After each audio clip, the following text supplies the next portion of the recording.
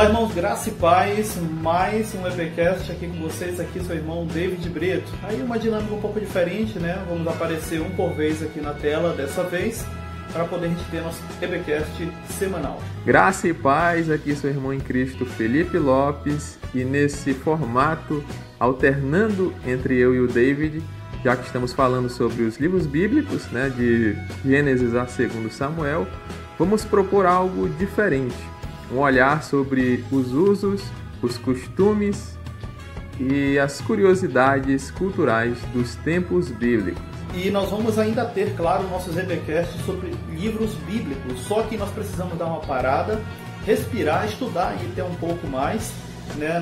Nunca é demais estudar melhor esses livros, e para isso é que nós vamos estar trazendo esse EBcast falando sobre costumes das épocas bíblicas. Não temos aí a pretensão, né, de ter um EBcast com tudo, é impossível abarcar tudo, mas é para que a gente tenha uma ideia de como era nos tempos bíblicos e assim não ficar fazendo comparações exageradas com os nossos tempos ou tentando replicar aquilo que não é para os nossos tempos. Nós vamos devagar e olhar aí um pouco sobre o que eram, um pouco dos aspectos, né? Dar uma olhada como eram os aspectos da vida dos tempos bíblicos. Vem com a gente aí mais um EBcast e vai estar bom dessa vez, enquanto a gente dá essa paradinha, respirada nos livros bíblicos e até para ajudar a entender o que virá ainda nos próximos episódios. É isso mesmo, a gente já falou em um dos EBcasts que quando lemos a Bíblia, muitas das vezes nós somos um intruso. Muitas das coisas que estão escritas lá não são pra gente, você quer se aplicar à igreja, então a gente tem que entender isso. Um dos vários distanciamentos que nós temos do texto é o distanciamento cultural, que nós iremos tratar hoje nesse episódio. Mas também tem o distanciamento linguístico, foi escrito em outras línguas, inclusive que já estão mortas. O distanciamento autoral, a gente não conhece as pessoas que escreveram, né, no sentido de poder bater um papo com ela, e isso pode nos causar estranheza, por isso que é importante estudarmos um pouco dos usos e costumes do povo que escreveu, que é o povo judeu, o povo hebraico. E é isso que a gente vai ver no episódio de hoje.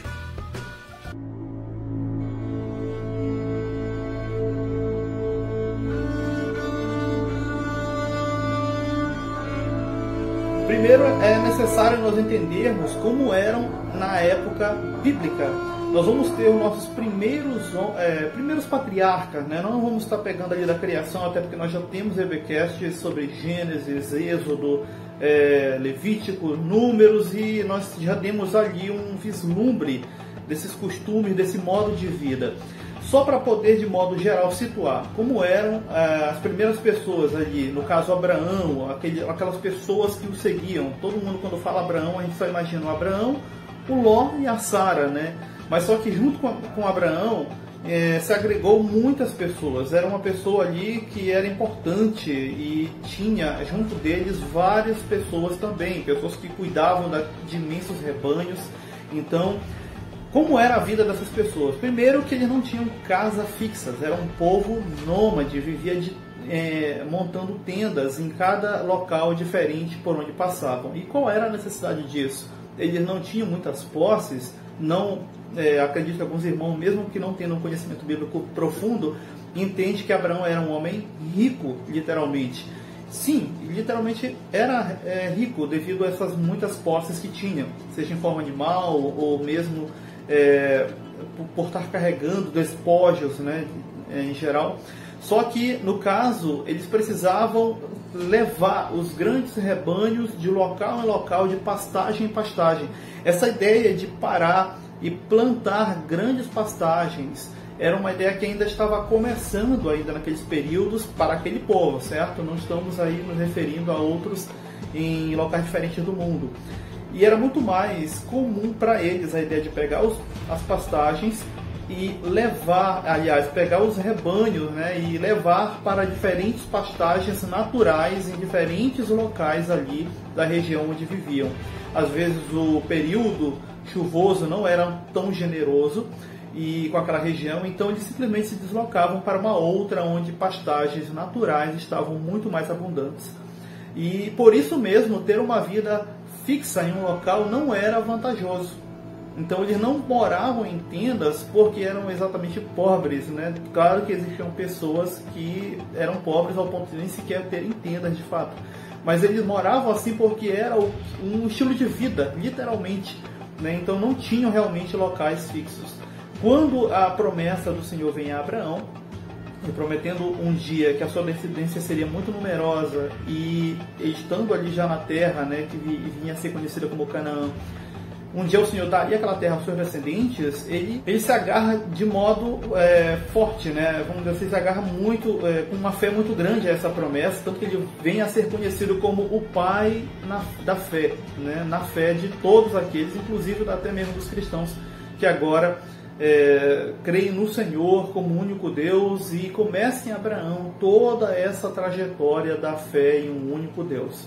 É isso mesmo, David. O nomadismo era a prática comum naquela época, principalmente na época de Abraão. Havia muitos migrantes, inclusive o André Heinkel, no seu livro Aqueles da Bíblia, ele chama exatamente os patriarcas de migrantes, porque todos eles tiveram as suas migrações ou peregrinações durante toda a sua vida. Até o nome patriarcas ele aparece pouco. Nós vemos o episódio de Jacó, quando ele conversa com o faraó, na época de José, depois que ele é trazido para o Egito, ele fala que a quantidade das suas peregrinações, né, os anos da sua vida são anos de peregrinações. Ou seja, naquela época havia muitos desastres naturais, né? Fome, seca e o período, aliás, a região da Bíblia que os migrantes eles viviam era uma região muito difícil, né? Com vários desertos, poucos locais para se plantar e rios para se ter a vida, né? Poços para se cavar. Era muito difícil, então eles tinham que estar sempre migrando. Os próprios patriarcas, eles passaram por fome, né? Abraão passou por fome, Isaac, período de fome, Jacó, né? Por isso que eles foram para o Egito e teve todo aquele episódio de José. Ou seja, essa vida sedentária como nós temos hoje era algo bastante raro. Não era algo que os primeiros patriarcas eles faziam. Só vão se aquietar lá no Egito, né, durante 400 anos, uma cifra aproximada, e depois, finalmente, com Josué, eles passam aí centenas de anos fixado na terra. Aí já vai mudar completamente a sua vida. Até metáforas bíblicas nós vemos, né, muito se utiliza da metáfora caminho. Isso até nos profetas como Isaías. Ele vai usar, né, se convertei-vos, ou seja, voltar, né, tornem de volta dos seus maus caminhos. A gente pensa, poxa, como assim eu estou indo no caminho errado? Como assim a gente não tem essa visão judaica da época? Mas tudo era voltado para esse caminho. Inclusive pecado era errar o caminho, porque era algo comum da época, né? Uma metáfora bem entendida por todos que liam as escrituras, que ouviam. Mudança de caminho, conversão, tudo isso tem a ver com a vida de peregrinação. As pessoas elas tinham muito apego àquilo que lhes fazia produzir na terra, mas com as promessas que vieram de ter um local fixo para ficar, para se agregar, essas pessoas nômades agora, claro, estamos falando do Israel aí que está saindo, né, do Egito, ou melhor dizendo, ali mesmo na terra do Egito já estavam praticamente montando uma vida sedentária, então eles já tinham essa noção e agora estavam voltando a uma vida de novo nômade, devido à sua peregrinação saindo da terra do Egito e para adentrar uma terra que lhe fora prometida há séculos atrás. Esse povo passa então a desenvolver técnicas de como estar, por exemplo, plantando. Quando Israel vai chegando à terra agora, né, prometida e adentra, nós já falamos desse processo aqui nos EBcasts aí, de Josué, né, de Deuteronômio e Números. Enfim, é só dar aquela olhada, vai ter cards aí em cima para você checar e conferir esse material. E você vai perceber que eles começam a desenvolver, por exemplo, modo de vida novamente sedentárias, para produzir de modo agrário. Ainda como nômades, o povo de Israel acaba recebendo promessa de como agir quando eles chegassem na sua terra e começassem a produzir de modo agrário, a criação de animais, a plantação, para que eles pudessem ofertar ao Senhor a partir disso. A vida nômade fica agora para trás e eles começam a desenvolver uma cultura baseada em uma vida sedentária. Isso era tão verdade que aquilo que acontecia com Abraão, por exemplo, de montar um altar em qualquer local e oferecer ao Senhor oferta, não acontece mais. O Senhor mesmo vai acabar fazendo com que o povo escolha um local ali, onde, quando estivesse na Terra Prometida, e colocasse naquele local, concentrasse naquele local toda a sua forma de culto, no sentido de, quando a gente fala culto na cabeça do crente, eu sei que fica muito forte aquela ideia de ir para uma igreja, ir para um templo, canta os louvores, lê a palavra. Não, gente, quando eu falo culto no sentido de expressividade religiosa, que fique bem claro isso. E o Senhor escolheria um local específico. A vida sedentária, ela vai se estabelecer de todas as formas. Na produção agrária, ou seja, agora cada chefe de clã, cada cabeça, enfim, pessoas que vieram a ter nome ali, tipo Boaz, nós já falamos dele aqui também no EBcast, sobre Ruth, vai estar tendo locais e propriedades suas, específicas suas, de modo que eles produziriam nessas propriedades para alimentar o seu povo, alimentar os animais. E essa forma de vida sedentária vai trazer mudanças na estrutura da sociedade em Israel, fazendo com que esse povo agora oferte ao Senhor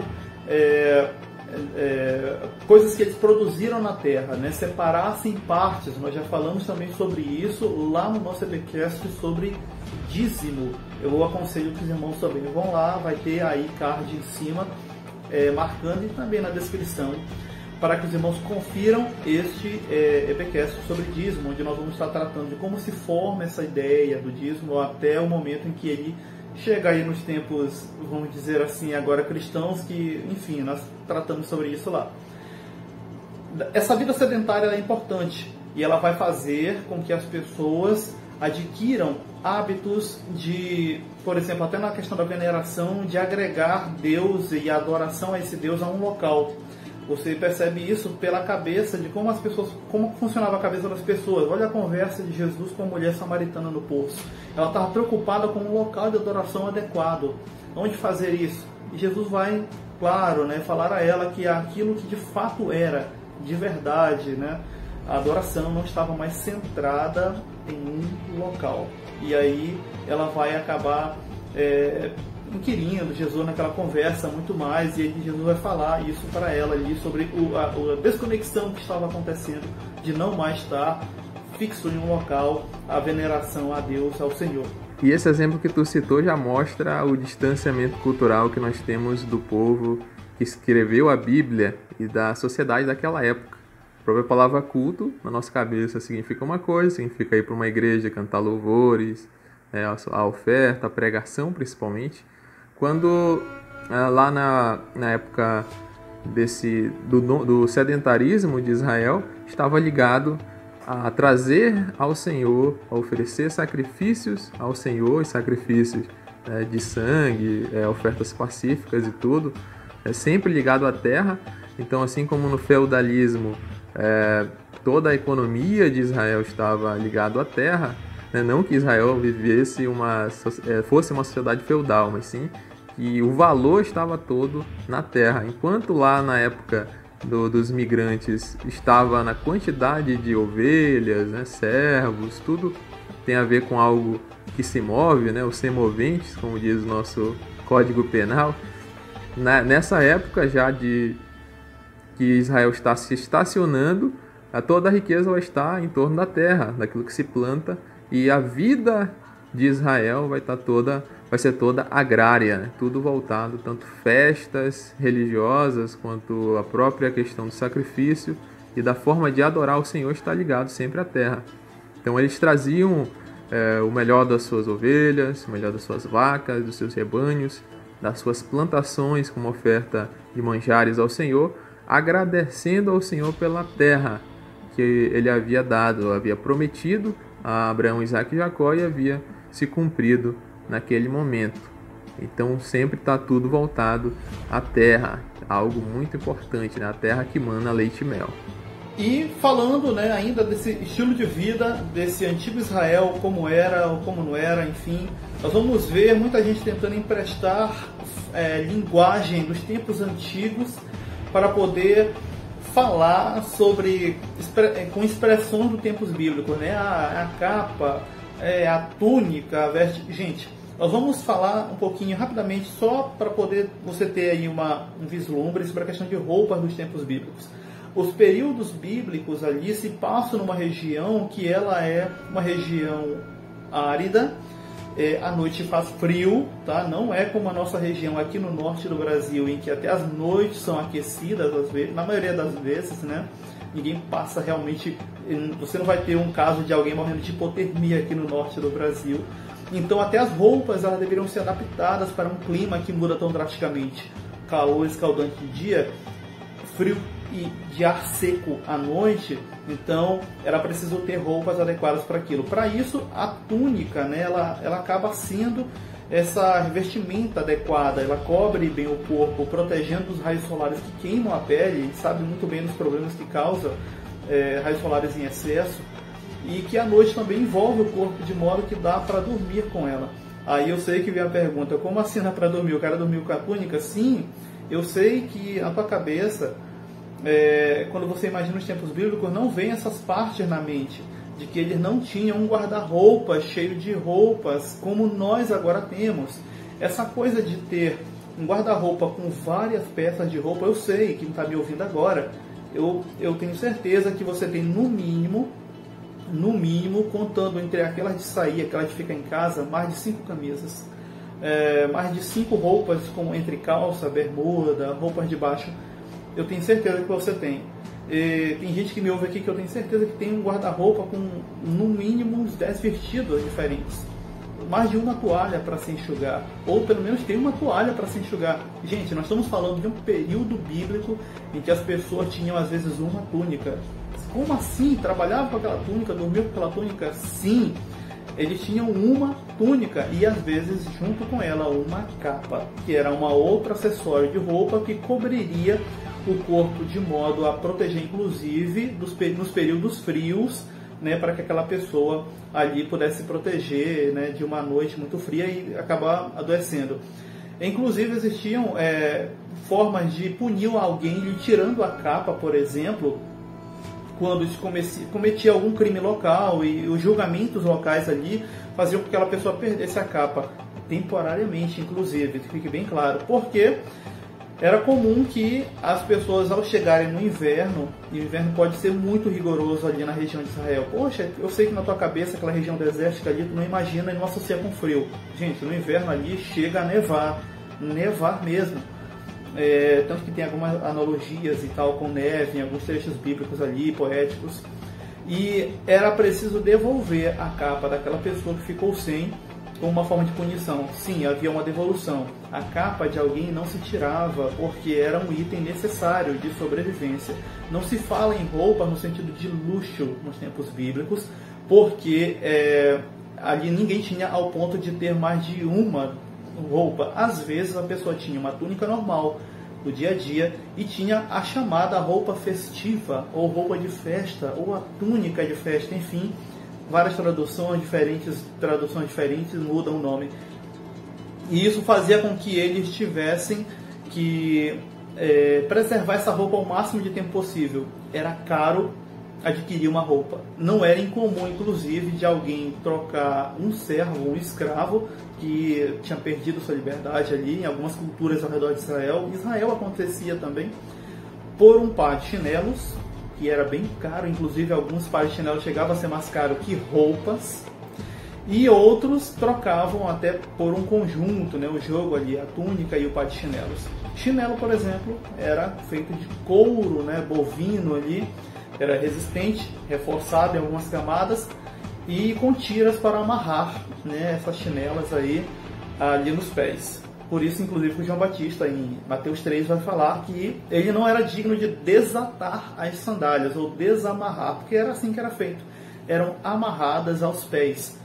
Exatamente, a questão da roupa era algo muito caro, e além de ser caro, porque não havia, né, como tu falaste aí, indústria, não havia uma fábrica de sapatos, por exemplo, onde a pessoa colocava ali a matéria-prima e saía milhares de sapatos e a pessoa exportava, né? A gente está falando de uma época bem antiga. Essas coisas eram muito caras. E também, falando exclusivamente das roupas, elas mostravam a quantidade, né, de grana que a pessoa tinha, o status social dela. Por isso que é muito falado, né, até lá em Tiago, que havia uma pessoa rica que chegava no ajuntamento dos irmãos e trazia, né, roupas finas, porque era bem caro e mostrava que a pessoa tinha bastante riqueza e bastante posse. Além disso, também podia indicar a função sacerdotal. Então, tudo era visto pela aparência, né? Não havia nenhum tipo de documento ou uma instituição como nós vemos hoje que garantisse, que mostrasse cerimônias de posse, né? Havia a unção e tudo, mas não havia diplomação como nós vemos hoje. Então, o sacerdote mostrava para o povo que era sacerdote através das roupas. Todo mundo conhecia pelas roupas que vestia, tanto o sacerdote quanto os levitas que moravam e estavam ligados ao serviço no templo ou na tenda na época, né, antes do templo, para diferenciar das pessoas comuns, né, dos trabalhadores. Inclusive, aquela túnica que Jacó fez para José também mostrava isso.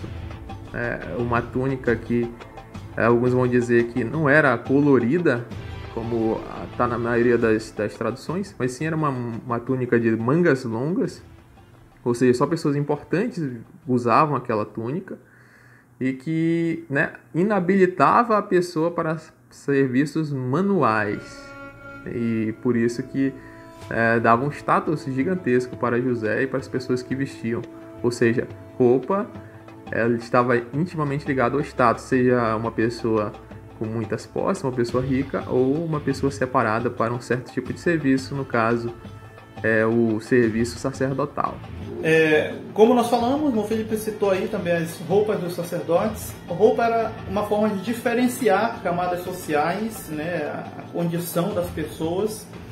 E a pessoa, como eu falei anteriormente, também às vezes tinha aquela única roupa que usava até rasgar. E quando eu falo que nós, em nosso tempo, comparado aos tempos bíblicos, por termos mais de uma peça de roupa, aliás, temos várias, né? Somos literalmente ricos. Inclusive, nós conseguimos nos arrumar para uma festividade. Não estou falando só de igreja, tá, gente? O aniversário, uma festa chique, né? Black tie, de modo como muitas pessoas nos tempos bíblicos jamais chegaram a se ajeitar, com exceção de reis, certo? Então fique bem claro. É um tempo realmente de bonanças aqui. Olha só, nós temos também, pela falta justamente dessa variedade das roupas, né, a dificuldade de se consegui-las, uma forma de marcar socialmente as pessoas, que era, por exemplo, o cabelo. O cabelo em várias regiões, diferentes locais, tinham algumas especificidades, né, vamos dizer assim. Por exemplo, para o homem era proibido cortar a ponta do cabelo, inclusive muitos judeus ortodoxos hoje em dia não cortam essa parte aí da Suíça. Você que está me vendo em vídeo sabe qual é, mas quem está me escutando aí, né, só o áudio, essa parte que forma a nossa, do homem aqui, é a chamada Suíça, né, onde se realmente trabalha a fina ou ela emenda junto com a barba. E o judeu não vai cortar essa parte, né, essa extremidade, porque para eles é proibido lá pelas leis levíticas, de modo que o cabelo marcava eles e também eles não aparavam a ponta das barbas. Por isso que nós vamos ter nas representações, certo, aí nos filmes da vida, sempre os personagens barbudos. Tinha como aparar a barba, porque eu sei que não tinha barbeador naquela época, não tinha, lâmina sempre, desde que o homem dominou o metal, né, sempre existiu. Mas para eles não era algo, vamos dizer assim, apropriado. A marca dos homens naquela sociedade do antigo Israel era ter a barba crescida, né? A barba mostrava vamos dizer assim, o tempo de vida, de maturidade, de experiência acumulada, e essas pontas também do cabelo eram uma marca. Existiam, por exemplo, né, irmão Felipe já citou em outros webcasts, o chamado voto de nazireado, onde o homem não cortava nada de cabelo. Não é que o judeu não cortava o cabelo, como eu falei, apenas a extremidade ali era poupada, mas existia um modo de aparar este cabelo, né? Ter o cabelo muito longo não era uma vantagem, né? Absalão, filho de Davi, que o diga, de modo que quando a pessoa fazia um voto de nazireado, ou seja, de separação ao Senhor, e ele não beberia bebida forte naquele período de nazireu, vamos dizer que a pessoa fechou 3 anos, ela ia ficar num tipo de consagração durante 3 anos. Não beberia bebida forte, não se envolveria com mulheres, enfim, não contrairia relacionamento naquele período, e outras restrições. Não comeria comida que não fosse indicada, e já falamos sobre essa lista de Levíticos aí lá no nosso webcast sobre Levíticos, e de modo que essas pessoas fariam um voto, e uma marca desse voto era não passar navalha sobre a cabeça, raspando a cabeça. E essa marca do cabelo, ela acaba atingindo também as mulheres, sempre com a cabeça coberta, como forma de mostrar que aquela mulher estava separada ali a um determinado homem. Quando, por exemplo, casava, era comum que aquele véu fosse colocado sobre os ombros do homem, mostrando que agora o governo estava sobre ele e ela era praticamente dele. Não exagero ao dizer que em alguns tempos bíblicos ela era considerada dele como propriedade. Não como ser humano, como mulher, como propriedade, gente, infelizmente. Às vezes tendo o mesmo valor que um animal doméstico, como uma égua. Eu não estou exagerando, estamos falando de tempos bíblicos aí. Mas ainda só um detalhe do cabelo. Nós vamos ter, por exemplo, essa polêmica do cabelo lá também na igreja de Corinto, né? Aquela passagem de Corinto, da primeira carta de Coríntios, onde o apóstolo Paulo vai estar tratando sobre isso. Que fique bem claro que Paulo ele vai estar tratando aí dessa questão do cabelo, porque era uma marca social que as mulheres, por exemplo, cobrissem a cabeça, mostrando que elas estavam debaixo de algum tipo de autoridade, no caso do marido. E ali existiam casos de mulheres que andavam com a cabeça descoberta. Dentro do Império Romano, por exemplo, já tinha vamos dizer assim, essa marca. Os cabelos enfeitados, descoberto, o rosto também descoberto, já que jogar o véu sobre a cabeça geralmente deixava o rosto semi-coberto, não tão fácil de perceber quem era. De modo que Paulo lá no nosso capítulo de 1 Coríntios 11, vou até ler aí o trecho, vai tratar desse tema. Capítulo 11, verso 5 de 1 Coríntios. Mas a mulher desonra sua cabeça, se ora ou profetiza sem cobri-la, pois é como se tivesse raspado a cabeça. Se ela recusa cobrir a cabeça, deve também cortar todo o cabelo. Mas uma vez que é vergonhoso a mulher cortar o cabelo, raspar a cabeça, deve cobri-la. Fique bem claro, Paulo não está dizendo que a mulher deveria raspar literalmente a cabeça se não quisesse cobrir o cabelo. Porque Paulo vai dizer, fazer uma relação, lembrando, gente, estamos falando de cultura local e época local, tinha um significado de cabeça descoberta, que era de alguém que não estava submissa a ninguém. Ela era uma mulher livre e ia levar, né, ali investidas de outros homens. E por isso as prostitutas andavam com a cabeça descoberta, inclusive, cabelo, geralmente enfeitado, inclusive, com alguns acessórios, tranças, de modo que quando elas convertiam-se, era melhor que elas cobrissem a cabeça como uma marca de que agora elas não mais andavam nesta vida de prostituição. E se elas não tivessem condições, aí é uma situação, certo? De cobrir a cabeça. Era mais fácil que elas literalmente raspassem a cabeça como algum tipo de uma forma de voto. E nós estamos falando aí de outros cultos, de outras formas religiosas, de outras expressões religiosas. Como forma de mostrar que ela estava devota a algum tipo de situação. E Paulo vai dizer, por exemplo, ainda lá nesse capítulo 11 de Coríntios, que os irmãos deveriam, no verso 13 de Coríntios 11, deveriam julgar essa situação entre eles. Se vocês, entre vocês, julguem aí se acham certo a mulher orar com a cabeça descoberta e tudo, porque vocês sabem, né? Que quando alguém de fora olha no meio de vocês uma mulher de cabeça descoberta, vão achar que ela é uma prostituta. Ou seja, tinha toda uma questão cultural. Eu sei.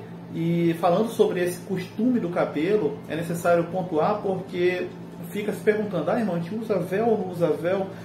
Católicos tradicionalistas, né, tem até aí um racha dentro da igreja católica, não sei se os irmãos que são protestantes e nos ouvem sabem disso, sobre essa questão de usar o véu ou não na hora da solenidade, das missas e tudo. E no meio protestante também tem denominações que optam pelo uso do véu para as mulheres durante o momento de reunião, porque eles dizem que os anjos estão vendo e que é para que naquele momento de solenidade se cobrir a cabeça. Irmão, entenda, era uma necessidade para aquela época e momento, e Paulo ali, com razão, por causa da cultura do momento, aconselha o uso deste acessório sobre a cabeça da mulher, porque ao olhar para uma mulher de cabeça descoberta, se remetia a ela como uma mulher da vida, né, que vivia da prostituição, prostituindo-se. E para a nossa época, eu sempre falo o seguinte: se tu olha para uma mulher na rua, aliás, eu acho que não tem nenhuma mulher na rua com cabelo coberto, com exceção de alguém que possa vir a ser muçulmano e convive, né, no nosso, aqui na tua cidade, localidade, ou alguém que está com algum tratamento de saúde realmente. Você sabe que quando olha para uma mulher, você não discerne se ela é uma mulher da vida ou não, a não ser quando ela está em algum local específico, com roupas específicas, ou seja, na nossa sociedade, no nosso tempo, a marca de alguém que prostitui-se, vamos dizer assim, não é ou não o uso do véu. A gente sabe muito bem disso, tem que usar de bom senso. Então, acredito eu que torna-se algo desnecessário dizer para as irmãs cobrirem a cabeça em momento de reunião, só porque isso está escrito lá em 1 Coríntios. Irmãos, entenda que ali é uma situação cultural daquele momento e tempo que era necessário. Do contrário, as irmãs poderiam ser confundidas com mulheres ali que prostituíam, se eram da vida ou não estavam, né, vamos dizer, comprometidas. Que fique bem claro isso aí, certo? Enquanto atualmente, para nós, o cabelo ele não tem tanta importância, a não ser por uma questão de vaidade, como gostam de dizer alguns irmãos mais tradicionais, principalmente para a mulher, né? Eu, por exemplo, dizem que eu estou ficando calvo, mas eu não estou me importando muito com isso, para nós tanto faz, né, desde a gente não está tão ligado para isso, é questão de natural. Naquela época tinha um sentido muito mais amplo, né, sentido de castidade, principalmente para as mulheres, né, deveriam ser coberto para mostrar que ela era virgem ainda. E não haviam tratamentos de beleza, de questão de alisamento, até de questão de pintar, né? Pintar nem se cogitava, né? Poderia ter ali em algumas regiões diferentes, mas o próprio Jesus disse, né? A gente pode... É algo que não se aplica mais na nossa época, que a gente não pode tornar o cabelo branco ou preto, né? Dizendo a questão da preocupação, da nossa limitação, melhor dizendo. A gente é tão limitado que a gente não pode nem trocar de cor o nosso cabelo, ou não sabe nem quantos cabelos a gente tem, ou não tem poder nem sobre algo tão pequeno, né? Quanto mais ia querer saber das coisas, querer controlar tudo. E hoje a gente pode, né, dizer isso, a gente pode pintar o cabelo, né, tornar a cor natural quando a pessoa está ficando velha, ou até pintar de vermelho, azul, algo que já foi bem considerado radical, né? Hoje em dia está bem aceito, até dentro das denominações. Falando das de parede preta ou das de prancha de surf, né? Algumas ainda são bem... É pecado cabal cortar, pintar, alisar ou fazer qualquer coisa relacionada ao cabelo. É só para você ter essa ideia, né, diferente que nós temos com relação ao cabelo. Para a época era algo bem diferente do que nós vemos hoje. E tinha muito, como o David falou, a questão da propriedade. Se a gente for analisar friamente, a lei, os 10 mandamentos e a maioria dos preceitos da Torá, eles estão diretamente para o homem. A mulher ela é apenas coadjuvante, ou como o David disse, às vezes uma mercadoria, né, para o homem. Tanto que um dos 10 mandamentos é: não cobiçarás a mulher do teu próximo. Não está nem mulher do teu próximo ou marido da tua próxima, se referindo a uma mulher, sim ao homem, né? A lei estava toda voltada ao homem. A questão da barba também era algo muito importante, indicava autoridade, indicava que a pessoa já era vivida, não só na época do tempo bíblico, mas, por exemplo, ali na região da Grécia, né, a atual Grécia, várias dentro da própria Roma, né, Roma que já vai começar um pouco a cortar o cabelo, lá na época do cisma do Oriente, é uma dessas diferenças, né? Os gregos tinham barbas longas e tudo, enquanto os romanos eles tiravam, né? Consideravam algo, sei lá, estranho. E nós acabamos herdando essa tradição. Muitas denominações até hoje condenam a barba grande porque consideram pecado. Mas nos tempos bíblicos era algo quase que obrigatório, né? Não se tirava a barba assim tranquilamente. No máximo aparava. A gente tem até um episódio lá em Davi que eles têm a sua barba raspada, né? Metade da barba raspada, e foi considerado um grande ultraje, né? Uma grande humilhação. Tanto que eles tiveram que ficar numa cidade guardada até que o cabelo crescesse de novo. Isso causou a guerra contra Amon, que acabou causando o pecado de Davi com a Betseba, né? Olha só como uma coisa puxa a outra. E falando ainda de algo ainda que é uma marca social dos tempos bíblicos, nomes. Eu sei, né, os irmãos que nos ouvem, quem nunca entrou naquela paranoia de nome, quando vai, né, gerar filhos, quando vai preocupar-se, que nome eu vou colocar no meu filho? Sempre vê um nome bíblico à cabeça, quer evitar um nome que não seja bíblico, e essa parte é engraçada, porque às vezes se pega qualquer nome das Escrituras e diz porque está nas Escrituras que é bíblico e por isso já é um nome com um ótimo significado e coloca. Quem aí acho que nunca conheceu, mesmo que de longe, algum crente, né, irmão, que colocou o nome de uma filha Mara, por exemplo. Mara, para quem não sabe, não é um termo que deveria ser adotado por alguém, que é um significado de amargo ou amarga. Inclusive, algumas mulheres temporariamente adotavam este nome porque estavam lamentando, estavam em luto, perderam alguém querido e elas passavam temporariamente a se chamarem de Mara ou Amarga. E, gente, então cuidado com essa ideia de eu vi um nome lá muito bonito, vou colocar no meu filho. Calma, não é porque está nas Escrituras que necessariamente tem um significado bonito. Inclusive, quando eu falo sobre trocar nome, né, a mulher trocou o nome porque estava em luto, é porque realmente acontecia isso. Alguém podia ter mais de um nome, podia, por exemplo, abandonar um primeiro nome e assim adotar um outro. Existia essa fluidez de nomes nos tempos bíblicos. Nós vamos ver, por exemplo, um Jacó da vida se transformar em outra pessoa, não se transformar literalmente, tá? Se chamar a partir de um certo momento da sua vida de Israel, que era um nome que marcava, vamos dizer assim, um primeiro período, porque ele tinha tudo para, vamos dizer assim, ser o mais errado da família, porque tinha enganado o irmão, enganado o pai, enfim, e ele queria se livrar desse rótulo, dessa pincha, né? E aí tem aquele encontro com o anjo e tudo, e ele passa a partir daquele encontro a se chamar, por exemplo, Israel, com um novo significado, aquele que contende com Deus e vence.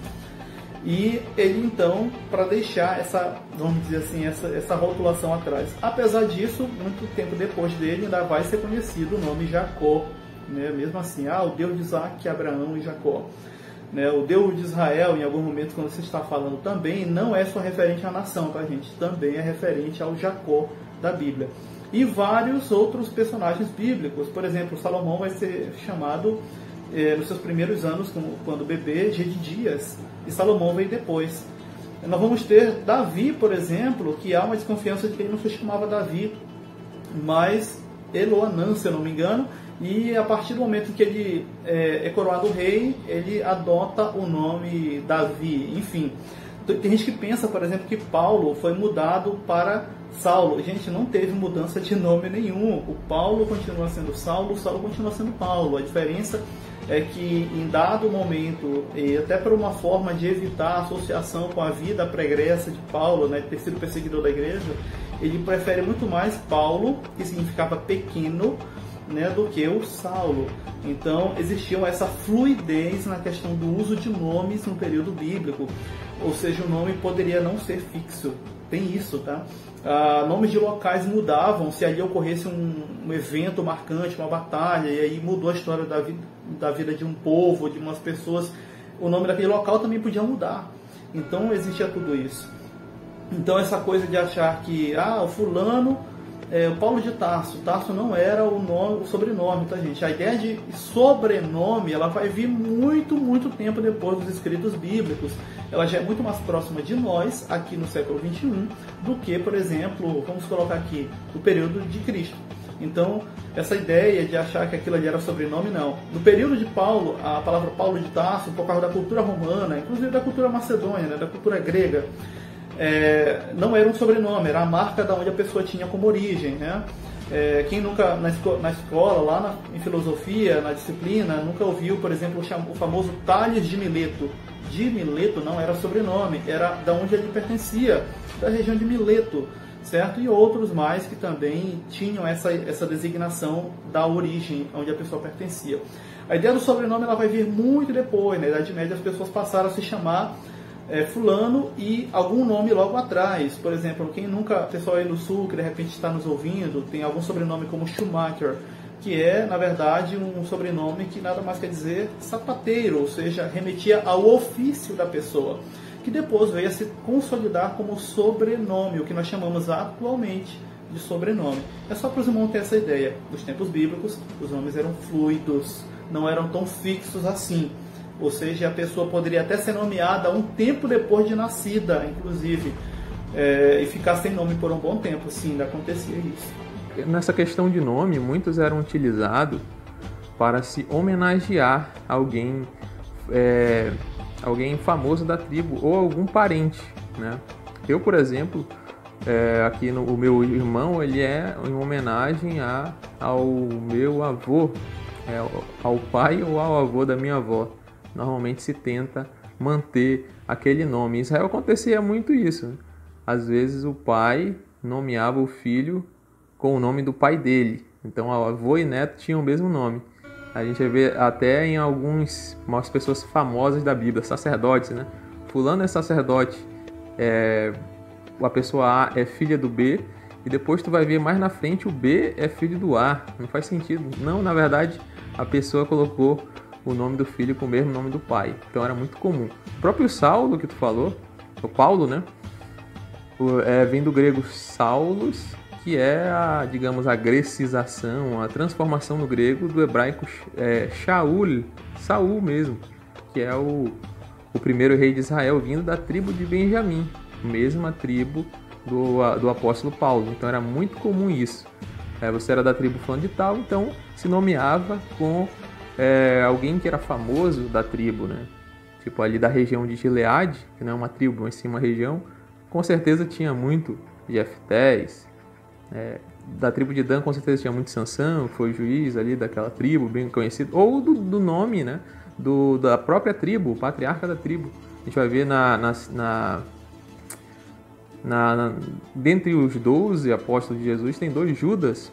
Judas é a grecização de Judá, ou seja, eles possivelmente vinham da tribo de Judá, e aí o pai deles deu o nome de Judas. Simão era o nome dado para as pessoas que vinham da tribo de Simeão, que estava até já meio que misturado com Judá, ou às vezes era dado ao primogênito, né?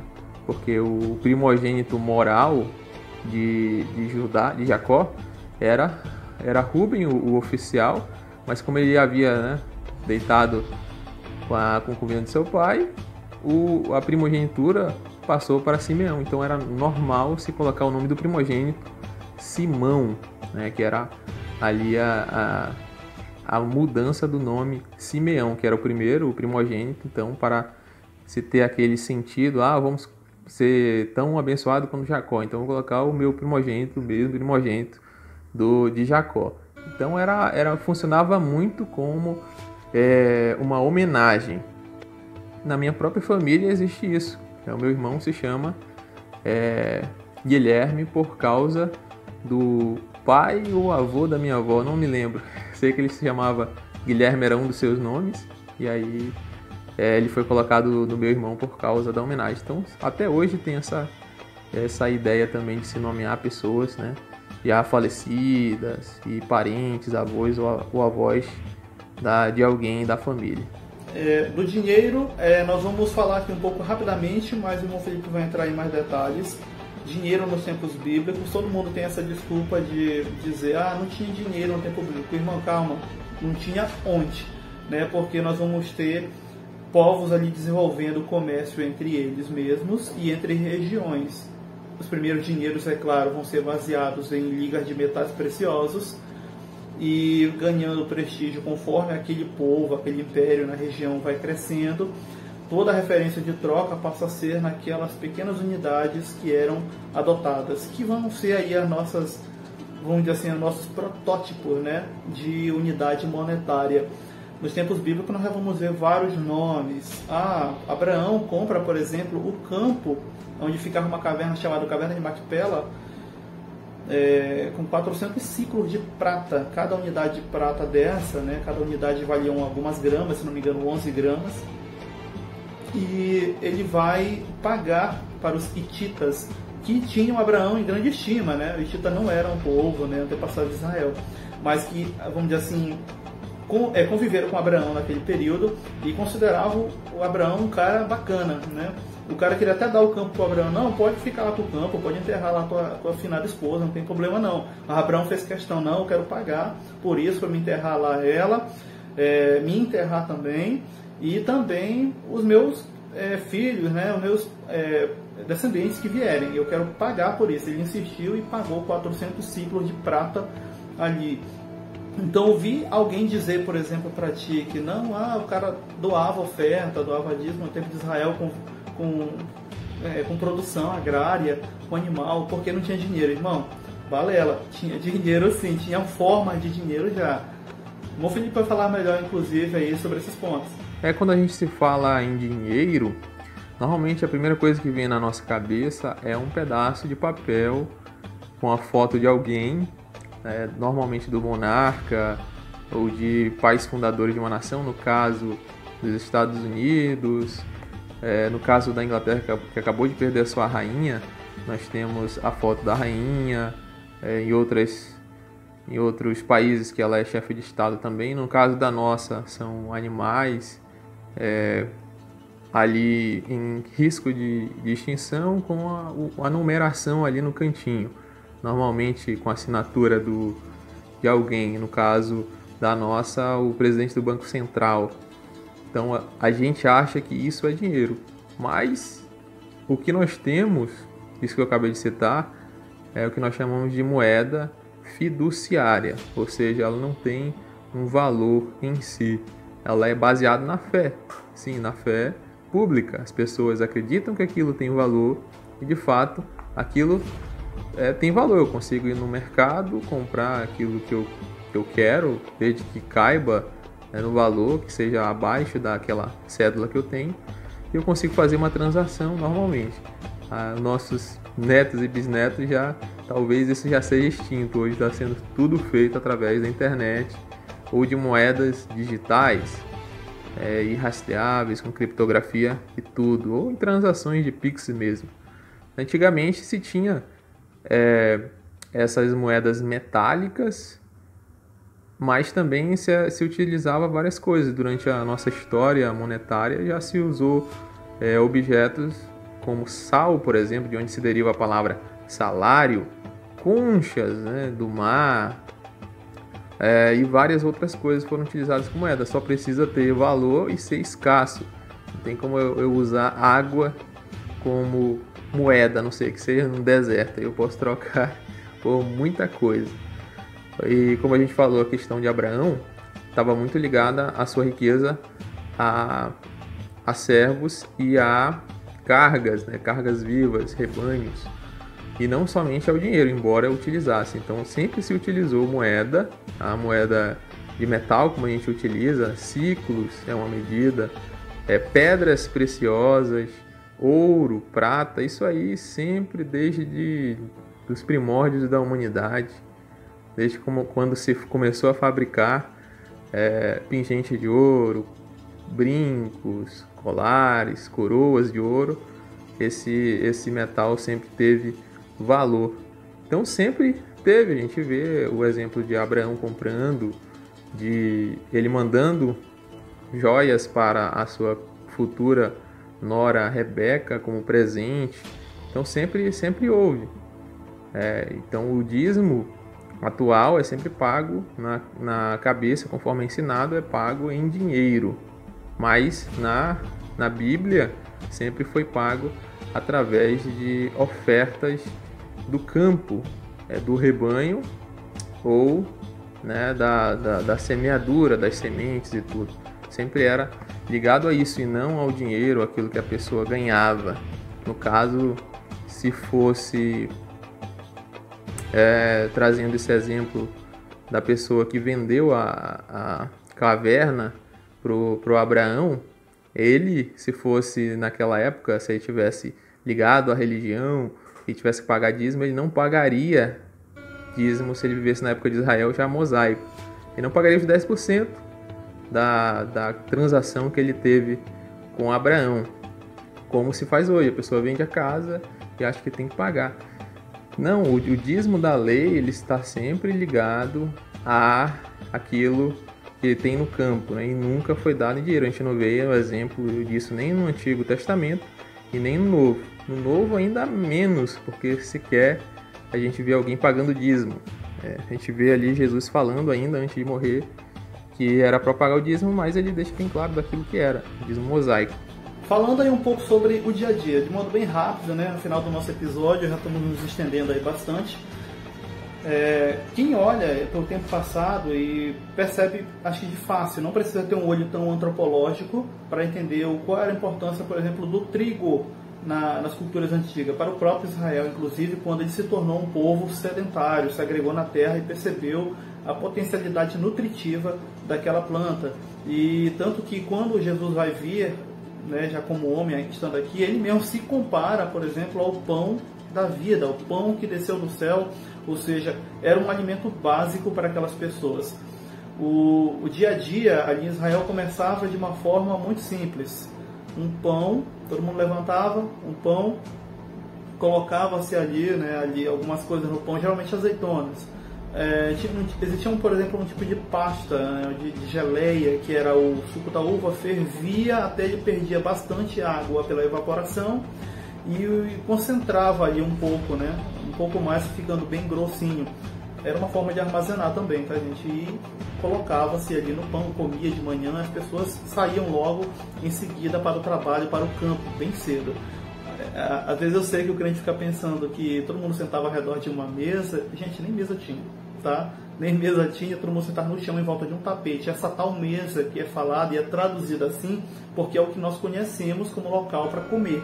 Mas para eles é nada mais do que um tapetão no chão, todo mundo sentava lá e comia.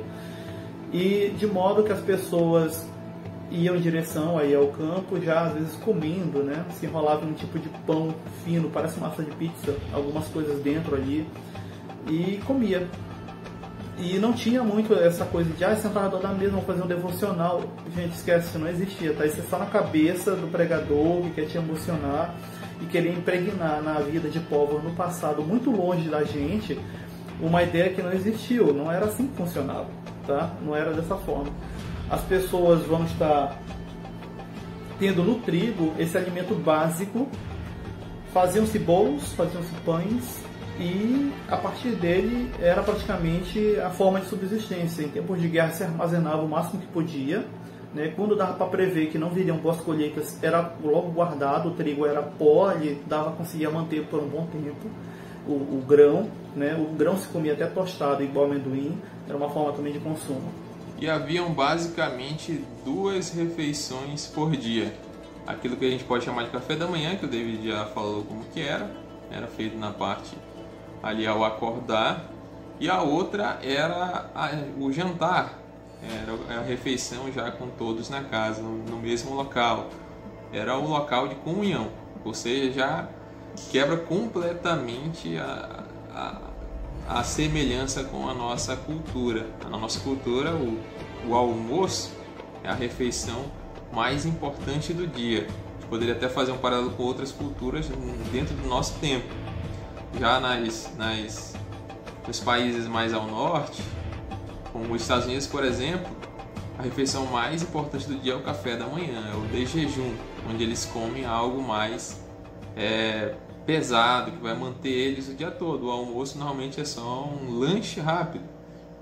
E à noite é o jantar também pesado, onde eles comem comida mais parecida com a época de Israel do que a nossa, né? A gente normalmente come um negócio leve no café e depois o almoço, todo mundo, os locais fecham, né? O trabalho para e a gente vai lá e tem a refeição, todo mundo reunido, e aí volta para o trabalho, às vezes, quem trabalha à tarde, e à noite, muitos lares sequer têm esse jantar, né, comunal com todas as famílias. Normalmente as pessoas saem, vão jantar fora e tudo.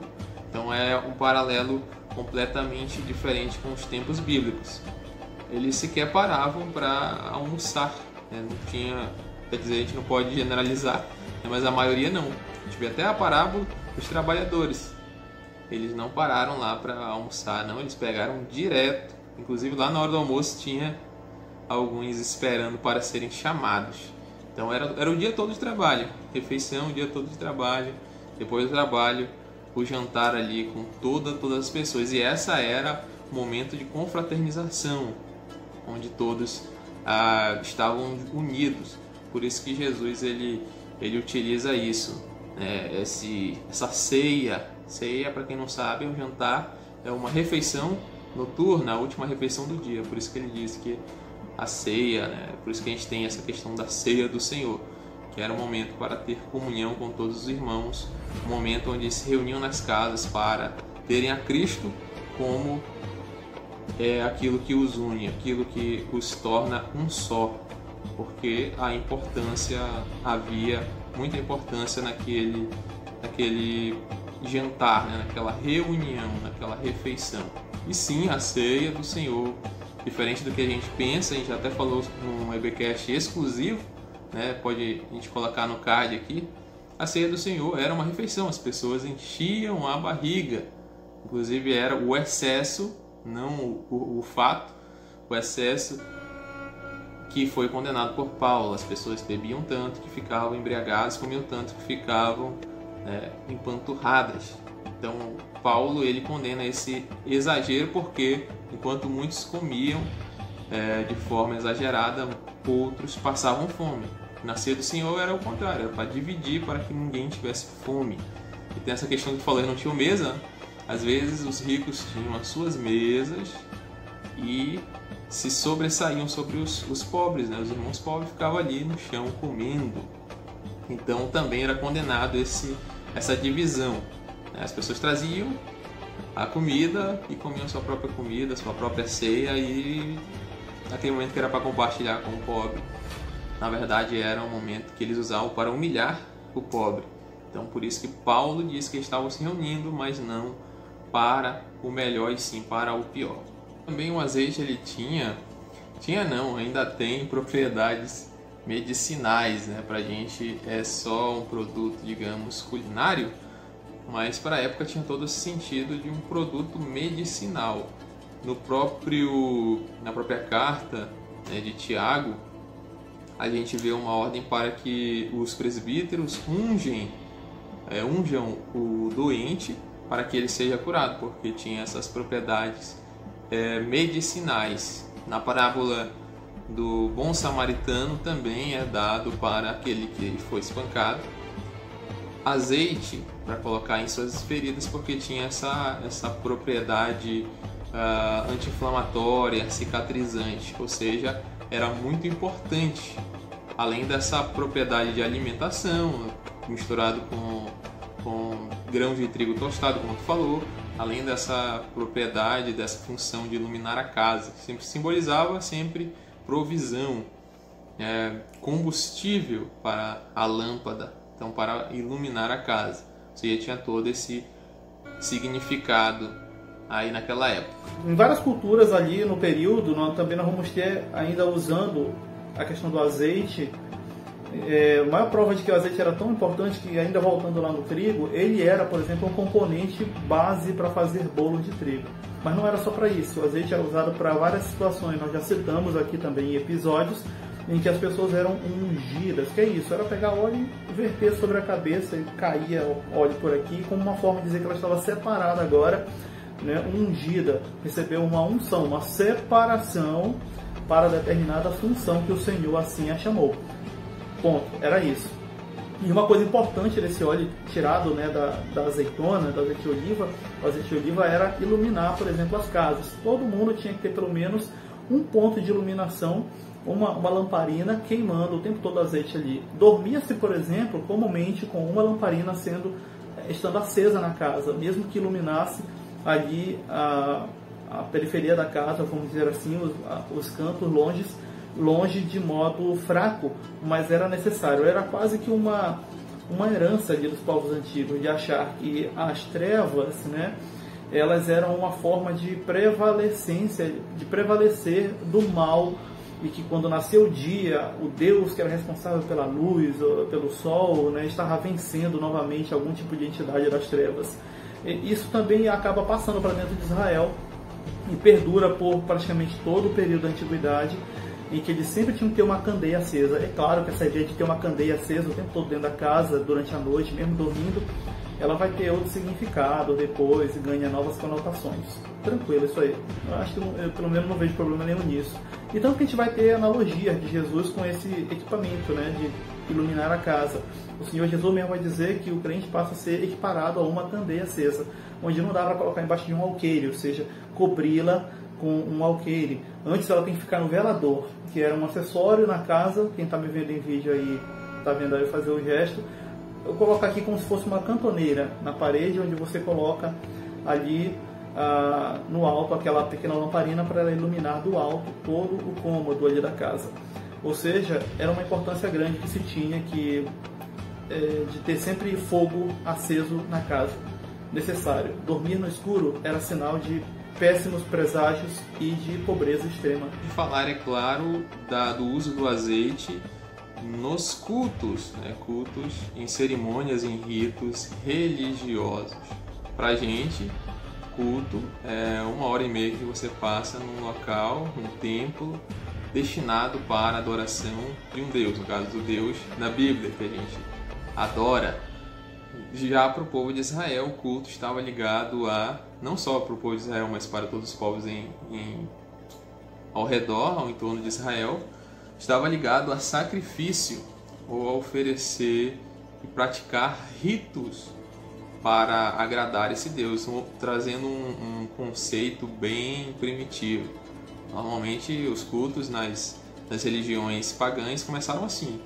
Havia um grande terremoto, havia uma grande praga que atrapalhava a agricultura, e aí se oferecia sacrifícios de animais, né, azeite, óleo, vinho, e às vezes até sacrifícios humanos para acalmar, para aplacar a ira desse Deus. Então o azeite estava sempre voltado a isso. O culto sempre era oferecer sacrifício. Então quando Paulo fala que roga para que nós apresentemos os nossos corpos como um sacrifício vivo, puro, agradável a Deus, que é o nosso culto racional, a gente pensa que culto racional seria o quê? Seria ir lá no templo e prestar atenção, ou tentar racionalizar, ou tentar achar uma lógica naquilo. Não, culto não tem nada a ver, culto na Bíblia não tem nada a ver com isso. Tem a ver sim, nesse texto de Paulo, em oferecer o nosso corpo, a nossa vida, como um sacrifício puro. Ou seja, o culto que Deus quer da gente é uma vida justa, uma vida pura, uma vida íntegra, buscando sempre a justiça. É lógico que a gente é humano e falho, ou seja, toda esse culto que a gente pode oferecer agradável ao Senhor só se consegue mediante o Espírito Santo. Nós não estamos falando aqui de justificação pelas obras, né? Tudo que possamos fazer, todos os frutos que possamos produzir, nós só podemos produzir porque o Espírito Santo habita em nosso meio.